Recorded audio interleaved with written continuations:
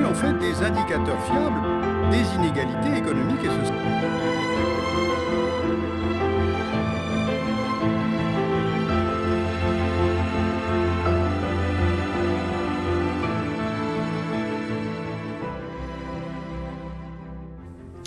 Chapitre 3 de Géographie, les mobilités humaines et la mondialisation.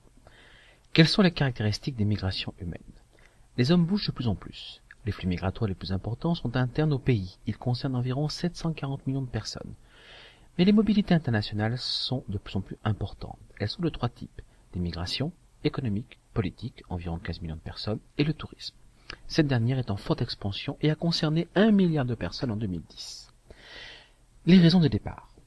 L'exode rural dans les pays en développement en direction des pôles urbains très attractifs constitue le phénomène majeur de ces mobilités internes. Mais certains subissent aussi des déplacements forcés.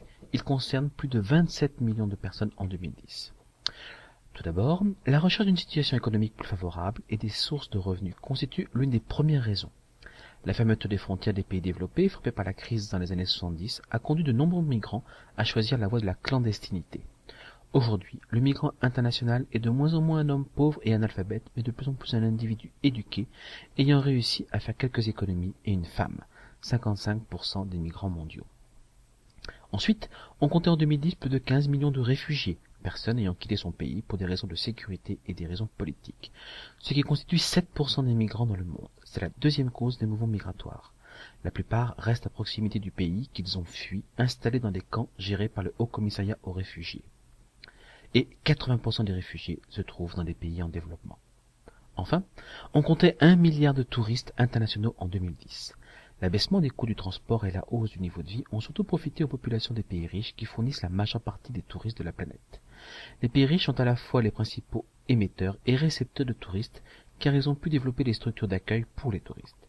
Les habitants des pays émergents, Chine, Brésil, accèdent de plus en plus au tourisme. Cependant, si les flux touristiques internationaux ont été multipliés par 13 depuis 1960, ils concernent moins de 10% de la population. Les conséquences. Pour les pays d'origine, les transferts d'argent des migrants sont très importants pour les familles comme pour l'État. Ainsi, 9% du PIB du Maroc dépend de ces remises d'argent. Cependant, les départs des individus les plus qualifiés peuvent avoir des conséquences négatives en termes de développement. Pour les pays d'accueil, les migrants viennent parfois compenser des situations de faible fécondité, comme en Europe de l'Ouest, ou des déficits en main-d'œuvre qualifiée.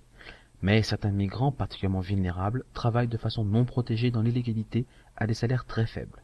Par ailleurs, la xénophobie est un phénomène très présent, notamment en période de crise économique.